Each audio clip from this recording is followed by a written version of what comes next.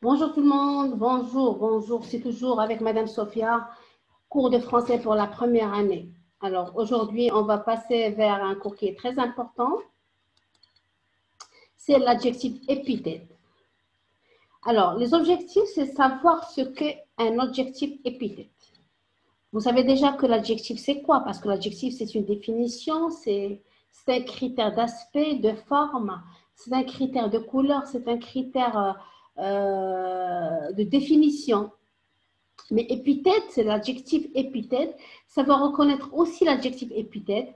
Alors, parmi les extensions du nom, il y a la fonction d'épithète. La fonction d'épithète.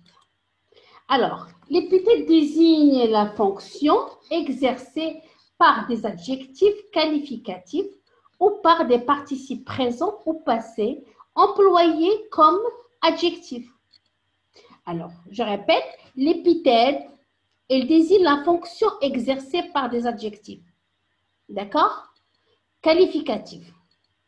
Ça veut dire, il y a le nom, il y a l'adjectif. Épithète, elle désigne encore plus l'adjectif. Soit par autre adjectif, soit par des participes passés ou des participes présents employés comme adjectif. Alors, tout ça, c'est pour compléter un nom, pour donner plus de signification au nom, pour donner plus de richesse au nom et pour donner plus une grande forme désignant ce nom. Alors, pour simplifier, on parle surtout d'adjectifs, d'accord? Alors, on parle surtout d'adjectifs, c'est bien clair. Épithète. On parle surtout de l'adjectif épithète et une extension, c'est un supplément, c'est un accessoire de plus pour ce qui concerne le groupe nominal. Pour ce qui concerne le groupe nominal. Vous savez très bien que la phrase se constitue d'un sujet, verbe, complément.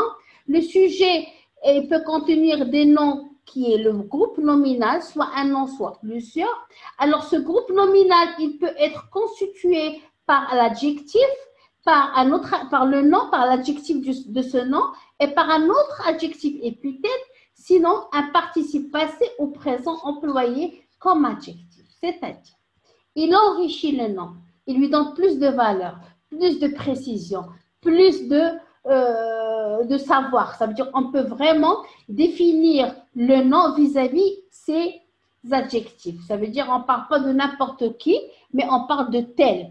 La fille avec les yeux verts, les cheveux longs, lisses, bien noirs, enrobés, machin et tout ça. Et tout ça, ce sont des mots avec lesquels et des adjectifs avec lesquels je peux préciser et je peux savoir directement de qui je parle. Alors, il enrichit le nom en lui apportant des informations de plus. Si je vous dis le téléphone Nokia, il y en a plusieurs. Mais si je vous dis le téléphone portable Nokia rouge, vous savez très bien que peut-être on aura deux rouges. Tactile, peut-être deux tactiles qui est posé sur la table et là, c'est bien défini. D'accord? Le téléphone tactile, portable, rouge, vif. Exemple, alors je donne une signification du téléphone portable. Je ne parle pas de n'importe quel Nokia. Je parle du téléphone Nokia rouge, vif, qui scintille, par exemple. Alors, tout ça, c'est un complément qui enrichit le nom qui est le téléphone. Alors, en lui apportant des informations ou des précisions de plus. C'est ça, enrichir. Enrichir, c'est lorsque j'ajoute des informations pour mieux connaître de qui je parle ou de quoi je parle.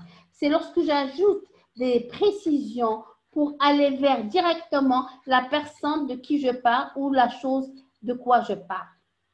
Il fait donc partie du groupe nominal étendu. Étendu, ça veut dire élargi, bien long. Pourquoi? Parce qu'il contient des informations ou des précisions. Parce qu'il contient des informations ou des précisions. C'est pour cela on l'appelle le groupe nominal étendu. Il s'accorde bien sûr en genre et en nombre avec le nom. Parce qu'on parle du nom. Il ne peut pas ne pas être accordé. Pourquoi? Parce qu'on parle du nom. Ce nom, s'il est féminin, il s'accorde au féminin. S'il est féminin pluriel, il s'accorde en genre et en nombre. Ça veut dire au féminin et au pluriel. Ainsi de suite, du nom. D'accord? On passe. Un exemple. Je mange des pommes. Alors, des pommes est un groupe nominal sans précision. Ça veut dire que je peux parler de n'importe quelle pomme. Je mange des pommes, je n'ai pas précisé s'ils sont cuites, s'ils sont rouges, s'ils sont vertes, s'ils sont jaunes. Je n'ai pas précisé carrément. S'ils sont petits, s'ils sont grands, c'est n'importe quelle pomme. Alors là, il n'y a pas d'extension, il n'y a pas étendue, il n'y a pas vraiment de précision. Ça veut dire que je peux manger n'importe quelle pomme. Mais lorsque je dis je mange des pommes vertes, lorsque je dis je mange des pommes vertes, je suis en train de préciser ce ne sont pas les rouges que je mange les pommes vertes. C'est un adjectif de couleur ajouté au nom pomme. Automatiquement, c'est un adjectif de couleur ajouté au nom pomme. Des pommes vertes. Vertes. Je mange des pommes cuites. Des pommes cuites. Alors, ce sont des précisions de plus. Ce sont des précisions de plus, des informations qui désignent quel type de pommes je mange. Lorsque je dis des pommes vertes et des pommes cuites, sont des groupes nominaux plus précis. Ils sont plus précis parce que j'ai mentionné un adjectif ou des adjectifs qui mentionnent quel type de pomme j'ai mangé. Ce ne sont plus n'importe quelle pomme. Ce n'est pas comme la première phrase. Ce ne sont plus n'importe quelle pomme. Mais j'ai mangé des pommes vertes. J'ai mangé des pommes cuites. L'adjectif vert ou le participe cuite apporte une précision supplémentaire. Il apporte une précision supplémentaire.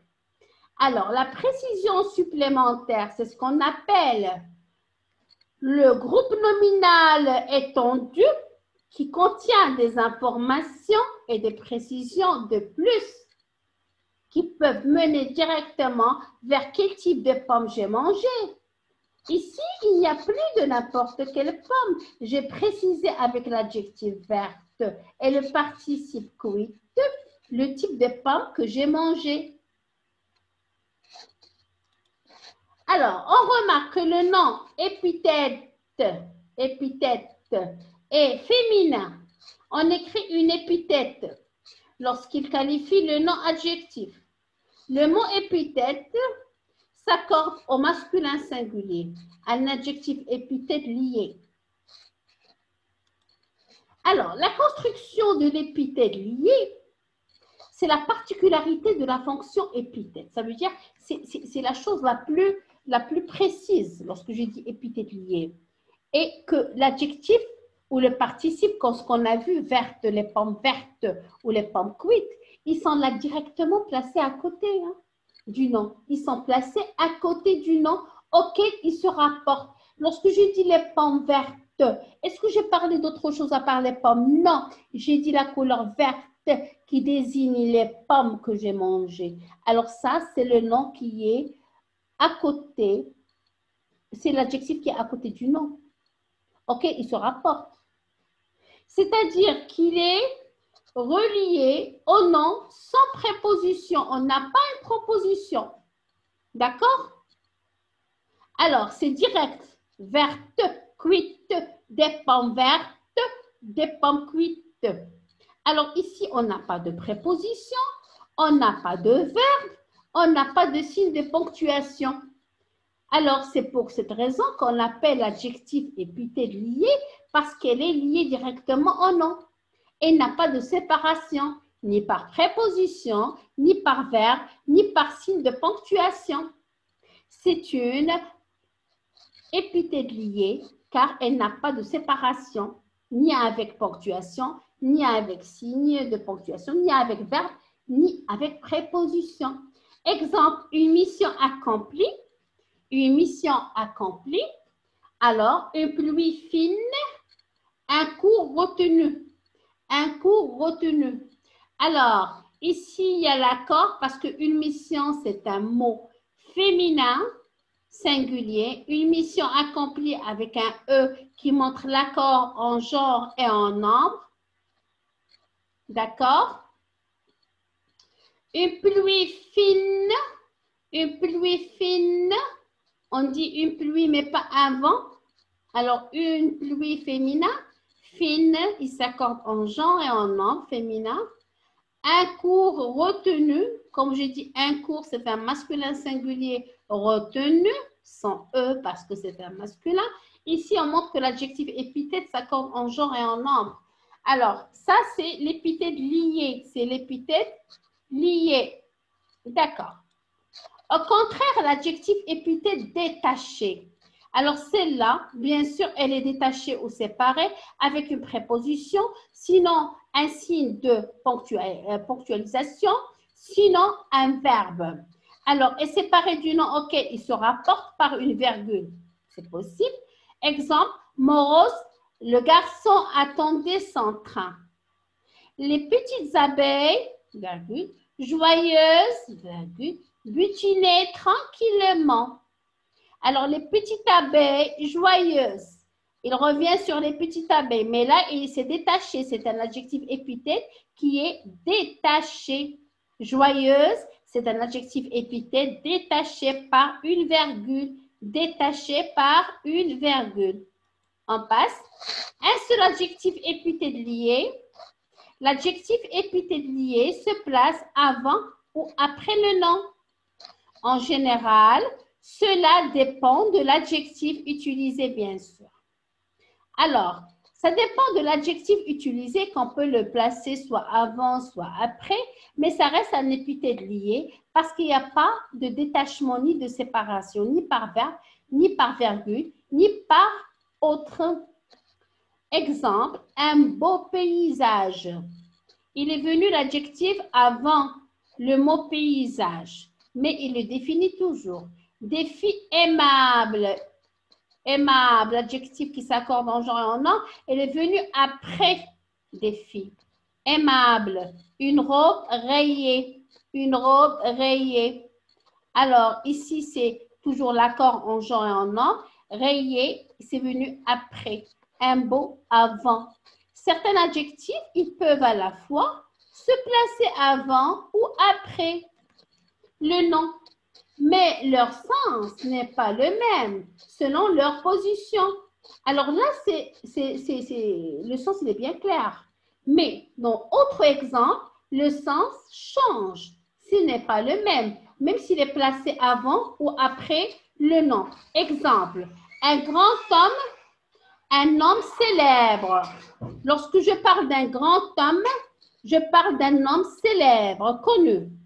Je dis un homme grand, ça veut dire qu'il a une grande taille, un homme de grande taille. Alors là, il y a la signification qui change, il y a le sens qui change. Pourquoi? Parce que certains adjectifs, ils peuvent à la fois se placer avant ou après, mais ils ne gardent pas la même ou le même sens. Est-ce que c'est clair? Maintenant, on passe. Alors, plusieurs adjectifs épithètes liés qui se rapportent à un seul et même nom. Lorsqu'on a plusieurs adjectifs dans le groupe nominal, l'un des adjectifs peut se placer avant le nom et le deuxième adjectif peut se placer après le nom. Ça veut dire qu'on peut avoir deux adjectifs épithètes qui sont liés au nom, qui est le groupe nominal, mais l'un est placé avant et l'autre est placé après. Exemple, un beau paysage irlandais. Un beau paysage irlandais. Alors, vous avez remarqué que les deux adjectifs, ils se positionnent entre le nom et ils l'indiquent toujours. Irlandais, c'est le paysage qui est irlandais. Le beau, c'est le paysage qui est beau. Et là, on a deux adjectifs qui travaillent le même nom, mais qui se trouvent l'un avant et l'autre après. Alors, on va passer. Ici, souvent, les adjectifs épithètes liés sont tous placés après le nom et doivent alors être séparés les uns des autres par une virgule ou par une conjonction de coordination. Quand dans une liste, exemple, un oiseau sauvage, virgule, majestueux, virgule, grand et dangereux. Ici, tous ces adjectifs sont épithètes. Ils sont liés toujours au nom qui est oiseau. Mais comme on a plusieurs, on a pu séparer ces plusieurs adjectifs, d'accord, avec une virgule, mais qui passe directement vers le même objectif, c'est toujours définir l'oiseau. C'est toujours définir l'oiseau. Alors, le seul nom qu'on a ici, c'est l'oiseau, sur lequel les autres définitions qui sont les adjectifs qui sont liés, il y a le mot sauvage, majestueux, grand, dangereux. Alors, on les a séparés par une virgule et par un moyen de coordination qui est le ET. Par le moyen de coordination qui est le ET. Tous ces adjectifs sont épithètes parce qu'ils sont liés au nom qui est l'oiseau. Sauf que lorsqu'on a plusieurs, on les sépare par des virgules, on termine par un petit ET qui est le moyen de coordination,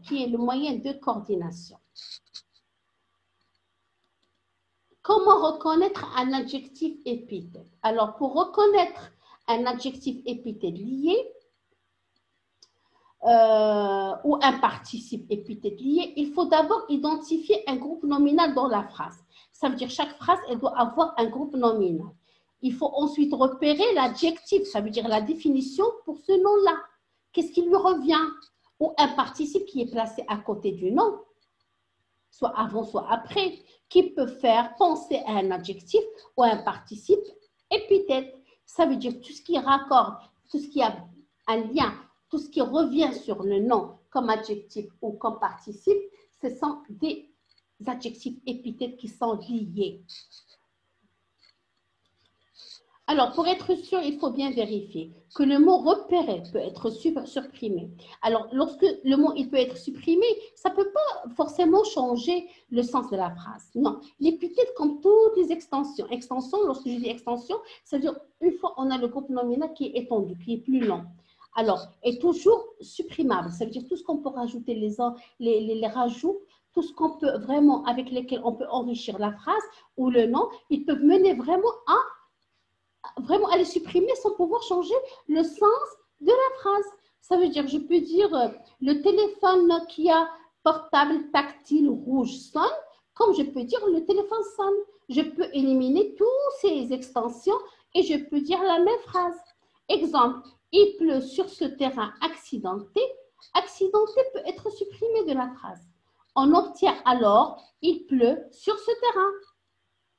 Que le mot repéré peut être remplacé par n'importe quel autre adjectif connu. La phrase change alors de sens mais reste correcte.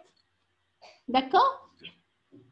Alors, on peut dire par exemple, il pleut sur ce terrain accidenté. On peut remplacer accidenté par un autre adjectif que l'on connaît comme bleu. Il pleut sur ce terrain bleu. Il pleut sur ce terrain bleu. On obtient alors la phrase « Il pleut sur ce terrain bleu ». Même si la phrase change de sens, elle reste grammaticalement correcte. Même si la phrase change de sens, elle reste grammaticalement correcte. Alors, on revient que les adjectifs épithètes, ou plutôt qu'on peut repérer l'épithète, c'est toute une extension qu'on peut éliminer du groupe nominal, est toujours possible. On peut les supprimer parce que ce sont simplement des adjectifs qui reviennent sur le nom et qui distinguent plus de définitions, qui nous donnent plus d'informations sur le nom, mais qu'on peut toujours vraiment supprimer. Ça ne peut pas forcément changer le sens de la phrase, mais on peut changer carrément l'adjectif et ça peut donner une autre signification à la phrase, mais ça reste grammaticalement correct. L'essentiel.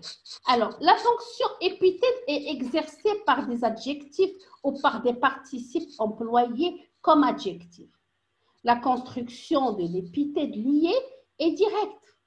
L'adjectif ou le participe est directement placé avant ou après le nom auquel il se rapporte. Les épithètes servent à enrichir des noms en leur apportant des précisions. Ce sont des extensions du groupe nominal minimal. Déterminant plus nom.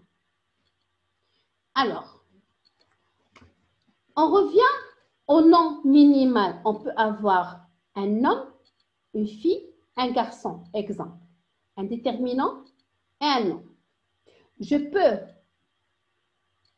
mettre ce mot-là, avoir un groupe nominal étendu, enrichi, avec plus d'informations.